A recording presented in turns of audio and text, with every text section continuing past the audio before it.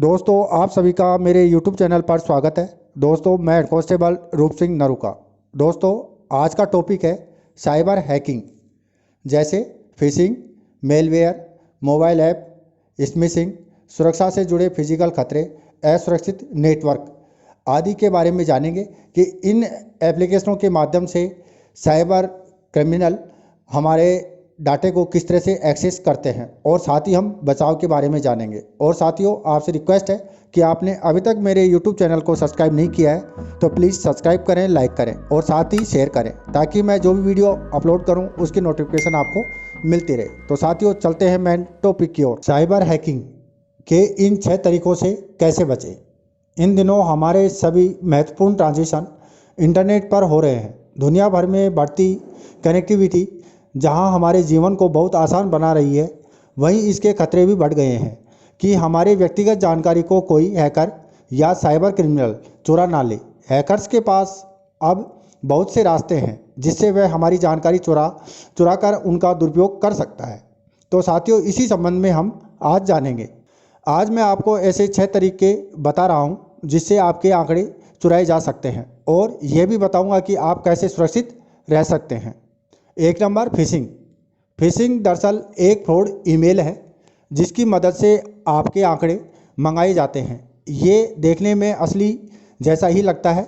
Hacker phishing email के जरिए आपको एक भरोसा दिलाने की कोशिश करता है कि वह आपके फ़ायदे के लिए बैंक अकाउंट की जानकारी या अन्य आंकड़े मांग रहा है। मसलन आपके बैंक की तरफ से एक ईमेल आता है जिसमें कहा जाता है कि आपका डेबिट कार्ड रद्द हो गया है और कार्ड नंबर या आधार नंबर बताने पर ही आपको नया कार्ड जारी किया जाएगा। आपको लग सकता है कि बैंक ने ही ये जानकारी आपसे मांगी है, लेकिन यह हैकर हो सकता है। कैसे चोरी होती है जानकारी। फिशिंग ईमेल में एक लिंक होता है जिस पर आपको क्लिक कर नकली वेब पेज पर ले जाया जाता है।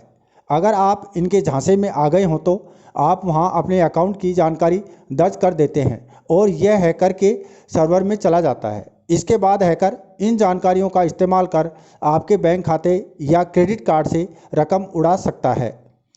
दूसरा तरीका यह है कि आपको ईमेल में एक अटैचमेंट भेजा जाता है जिसे डाउनलोड करने के लिए कहा जाता है। जैसे ही आप इस डाउनलोड करते हैं और खोलते हैं, आपके सिस्टम में एक मेलवेयर इंस्टॉल हो जाता है। ये आपके डिवाइस और आंकड़ों तक हैक की पहुंच बना देता है जिससे वह आपके खाते को एक्सेस कर सकता है। फिशिंग से कैसे रहें सुरक्षित। डोमेन नाम या ईमेल एड्रेस में स्पेलिंग की गलतियों पर ध्यान दें। जैसे कोई मेल आता है तो उसमें कुछ स्पेलिंग की कमी रहती है तो आप वो अवश्य चेक करें। 2 नंबर साइबर क्रिमिनल आमतौर पर उस तरह का ईमेल यूज़ करते हैं जो नामी कंपनियों का हो, बस वह उसमें थोड़ा सा हेर फेर कर देते हैं जिससे कि वह वास्तविक लगे। 2 नंबर है मेलवेयर क्या है। यह एक सॉफ्टवेयर है जो किसी सिस्टम की जानकारी या आंकड़े की चोरी के लिए बनाया जाता है। यह प्रोग्राम संवेदनशील आंकड़े चुराने, उसे डिलीट कर देने, सिस्टम के काम करने का तरीका बदल देने और सिस्टम पर काम करने वाले व्यक्ति पर नज़र रखने जैसे एक्टिविटी करता है। आपके सिस्टम में यह प्रोग्राम कई तरीके से इंस्टॉल हो सकता है। कोई आउटडेटेड ऑपरेटिंग सिस्टम या पायरेटेड ओएस, अनजाने लिंक पर क्लिक करने या नकली सॉफ्टवेयर इंस्टॉल करने की वजह से मेलवेयर इंस्टॉल हो जाता है। कितने तरह के मेलवेयर वायरस हैं जो हमारे सिस्टम को हैक करते हैं और सिस्टम में फाइलों को अफेक्ट करते हैं। 1 नंबर, यह किसी सॉफ्टवेयर को प्रभावित करने से लेकर सिस्टम के कामकाज पर असर डालने में सक्षम है। यह खुद को डेटा, फाइल और प्रोग्राम या बूट सेक्टर की तरह बदलने में सक्षम होता है। यह कंप्यूटर के हार्ड डिस्क में जाकर फाइल सिस्टम तक आपकी पहुंच को मुश्किल बनाता है। 2 नंबर ट्रोजन। यह आपके सिक्योरिटी सिस्टम से परे जाकर बैकडोर बनाता है जिससे हैकर आपके सिस्टम पर नज़र रख सकता है। यह खुद को किसी सॉफ्टवेयर की तरह दिखाता है और किसी टेम्पर्ड सॉफ्टवेयर में मिल जाता है। 3 नंबर स्पाईवेयर। यह आपकी जासूसी करने के लिए बनाया गया है। यह खुद को बैकग्राउंड में छिपा कर आपकी ऑनलाइन एक्टिविटी को चेक करता है। यह आपकी ID, password, credit card number और नेट चलाने की आदत को पढ़ता है। यह कीबोर्ड, वीडियो और माइक्रोफोन आदि की चीज़ें रिकॉर्ड कर सकता है। 4 नंबर की लॉगर। यह स्पाई का ही एक विकल्प है जो आपके कीवर्ड को रिकॉर्ड कर लेता है। यह कार्ड नंबर या अन्य जानकारी पा लेता है। इनसे कैसे रहें सुरक्षित? अच्छा एंटीवायरस सॉफ्टवेयर इंस्टॉल करें अपने सिस्टम में। 2 नंबर, कोई नकली सॉफ्टवेयर डाउनलोड ना करें, इनके जरिए मेलवेयर आपके सिस्टम में आ सकता है। 3 नंबर, एंटीवायरस के नकली पॉपअप पर कभी क्लिक ना करें। 4 नंबर, अपने सिस्टम के ऑपरेटिंग सिस्टम को हमेशा अपडेट रखें। 5 नंबर, पायरेटेड ऐप या सॉफ्टवेयर से हमेशा बचें, इनमें मेलवेयर हो सकता है। 3 नंबर है mobile app. Google play store या एप्पल स्टोर पर मौजूद सभी ऐप सुरक्षित नहीं होते।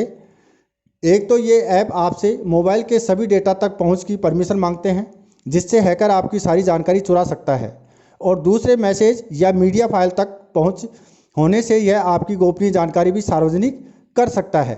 यह सभी अनुमति किसी एप्लीकेशन को न देने के प्रयास करें। 2 नंबर, अकाउंट एक्सेस। इससे आपके गोपनीय आंकड़े सुरक्षित रहेंगे। इनमें ईमेल और कॉन्टैक्ट लिस्ट शामिल हैं। एसएमएस के इजाज़त एवं यह प्रीमियम रेट वाले नंबर पर एसएमएस भेजने से रोकेगा और मोबाइल में आपका बैलेंस बना रहेगा। माइक्रोफोन तक पहुंच, इससे आपकी बातचीत रिकॉर्ड की जा सकती है। डिवाइस एडमिन परमिशन, इससे हैकर दूर बैठकर भी आपके डिवाइस को कंट्रोल कर सकता है। वह आपके कामकाज पर नज़र रखने और सभी आंकड़े उड़ा देने जैसी हरकत भी कर सकता है। कंटेस्ट हैकर इसकी चोरी कर आपके जानने वाले को तंग कर सकता है या आंकड़े बेच सकता है। तो इससे हम कैसे बचें? किसी ऐप को डाउनलोड करने से पहले परमिशन चेक करें, उसकी समीक्षा और रेटिंग पर ध्यान दें। 3 नंबर, 50,000 से कम डाउनलोड वाले ऐप ना इंस्टॉल करें। 4, थर्ड पार्टी ऐप स्टोर से ऐप ना लें। पायरेटेड या क्रैक ऐप डाउनलोड ना करें। 4 नंबर है स्मिशिंग। क्या है स्मिशिंग? यह भी फिशिंग का ही एक तरीका है, जिसमें आप फ़ोन या एसएमएस पर किसी को व्यक्तिगत जानकारी दे देते हैं। यह ऑनलाइन सिक्योरिटी के मामले में नया खतरा बनकर उभर रहा है। कैसे होती है चोरी? सोशल इंजीनियरिंग का उपयोग कर कोई व्यक्ति आपकी व्यक्तिगत जानकारी आपसे मांगता है और आप उसे दे देते हैं। इसमें आपके भरोसे का इस्तेमाल कर आपसे जानकारी ली जाती है। अटैक करने वाला आपसे ऑनलाइन पासवर्ड लेकर बैंक अकाउंट डिटेल या ओटीपी या सीवीवी तक कुछ भी मांग सकता है। एक बार आंकड़े मिल जाने के बाद वह कई तरह से आपकी जानकारी का यूज कर सकता है। कई बार यह मैसेज छोटे से लिंक में भी आते हैं, जिस पर क्लिक करने पर आपको ज़रूरी जानकारी वहां देनी होती है। इससे सुरक्षित कैसे रहें? फ़ोन कॉल या एसएमएस पर अपनी गोपनीय जानकारी किसी को ना दें। किसी मैसेज पर आए लिंक पर क्लिक करने से पहले उसे अच्छी तरह चेक करें। 3, अगर किसी जानकार के नंबर से आंकड़े मांगने का संदेश आया है तो उन्हें फ़ोन कर बात करें और पूछें कि जानकारी क्यों चाहिए, और जहां तक हो तो आप उसे कॉल के द्वारा बताएं, रिटर्न में लिख के ना मैसेज करें। 5 नंबर, सुरक्षा से जुड़े फिजिकल खतरे। आपका लैपटॉप, हार्ड डिस्क या मोबाइल लेकर उससे गोपनीय जानकारी चुरा लेना दरअसल इस तरह के खतरे में आता है। यह तकनीकी खतरों की तुलना में कम महत्व वाला खतरा माना जाता है। यह चोरी किए गए डिवाइस से आंकड़े निकालकर उसका इस्तेमाल करने का मामला है। यह आपके घर या दफ्तर कहीं भी हो सकता है। कैसे बचें इस खतरे से? 1 नंबर, अपनी जानकारी संभाल कर रखें। 2, अगर कंप्यूटर या स्मार्टफोन में इस तरह की जानकारी है तो उसे पासवर्ड या पैटर्न से सुरक्षित करें। 3, पासवर्ड लिखकर रखने की आदत ना डालें। 4, सिस्टम को शट डाउन करने या बैंकिंग साइट से लॉग आउट करने के बाद ही बाहर आएँ। 5, फ़ोन को लॉक करें। 6, अगर आपका डिवाइस खो जाता है तो उस स्थिति में आप आंकड़ों को घर बैठे मिटा सकें, ऐसी व्यवस्था अपने सिस्टम में बनाएं। 6 नंबर है असुरक्षित नेटवर्क। पब्लिक वाईफाई यूज करने वाले ग्राहक की व्यक्तिगत जानकारी हैकर आसानी से चुरा सकते हैं। जिन जानकारी को हैकर चुराने का प्रयास करते हैं उनमें क्रेडिट कार्ड की details, password, chat message, email ID, PAN number, Aadhaar number सहित अन्य जानकारी शामिल हैं।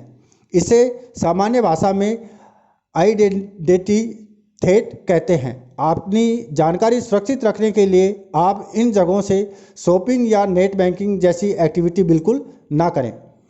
कैसे रहें सुरक्षित?